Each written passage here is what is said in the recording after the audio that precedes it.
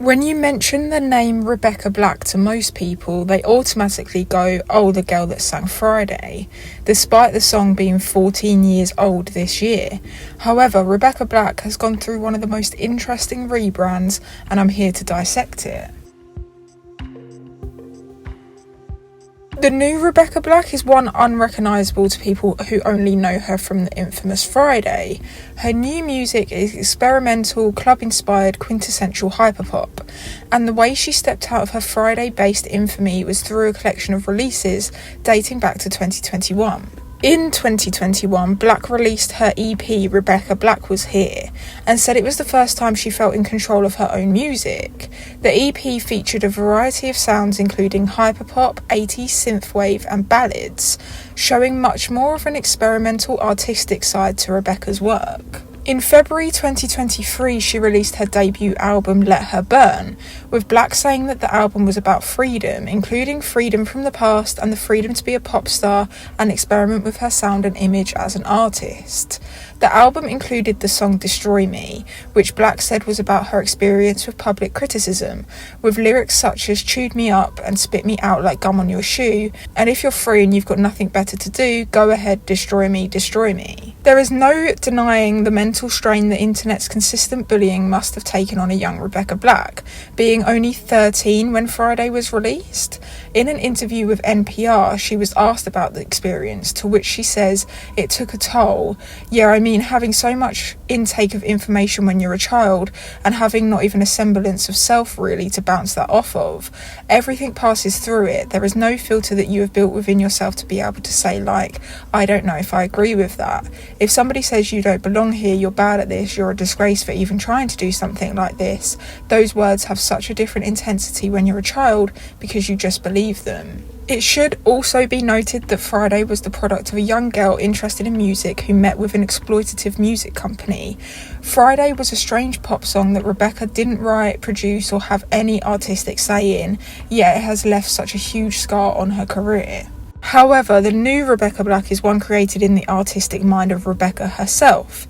Again, she said in the aforementioned interview with NPR back in 2023 when her debut album was released about her new art and her new sound. "I wanted to show people that I deserve to not just be some sort of redemption or a comeback story. This album is just as good as everything else out there right now. This album can compete, and I as a performer can compete with all the other pop stars that are in this realm. I feel that way about myself and where I am now, and whether or not other people agree or disagree will be up to them." And her work is just as good as anything out there right now. Hyperpop as a genre has slowly been on the incline of popularity since the mid-2010s, and has exploded in popularity recently with the release of Charli XCX's album Brat, and artists like The Dare becoming more and more popular.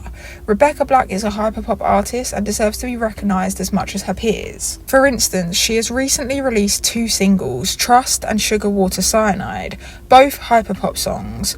Sugar Water Cyanide has an undeniably catchy chorus with the repetition of "I'm in the back of the club," a pulsating deep drum beat and pitched vocals. It's such a fun, carefree, club-inspired song, and fans loved it. One commenter on YouTube said, "This is incredible, relentless, creative, so fun and just a fucking banger." Similarly with Trust, the song highlights her luscious, mature pop vocals and overall reminds me of Britney's Blackout album.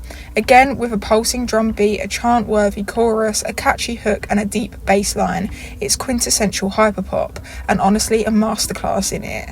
Again, this song took people by surprise, with commenters on YouTube saying, "Not my kind of music, but I watched the whole thing and I think I love it. I'm happy for her, glad the internet couldn't ruin her passion, she's great. And how is this the same Rebecca Black? Holy shit, I'm living for this." As I said, hyperpop has slowly increased in popularity in the recent years, especially with last summer being coined Brat Summer due to Charli XCX's huge album Brat. This newfound popularity and intrigue around the genre could directly help Rebecca Black catapult her career and grow in popularity.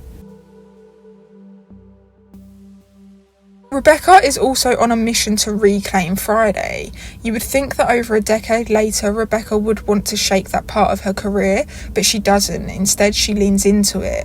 For instance, on the music video for her 2024 single Trust, the video starts off with a news anchor announcing, "Breaking news tonight, Rebecca Black is accused of viral fame for her hit song Friday," before being overtaken by the beat.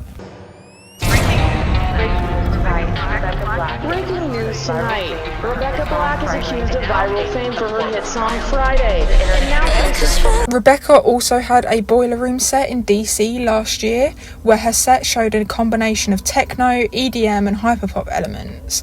It starts off with Rebecca taking a vocal sample from the Hannah Montana song Everybody Makes Mistakes and mixing it with a heavy techno instrumental song, to end in on a Friday remix to Hyperpop Princess's Charlie XCX's smash hit 360, a very full circle moment, and to which the crowd, rightfully so, went insane for. The Boiler Room set included a variety of artists from Bjork, Gwen Stefani, Sophie, Lana Del Rey, Cascada, Charlie XCX, Crazy Frog and NSYNC in the same set, all cleverly and innovatively mixed into a techno hyperpop DJ set.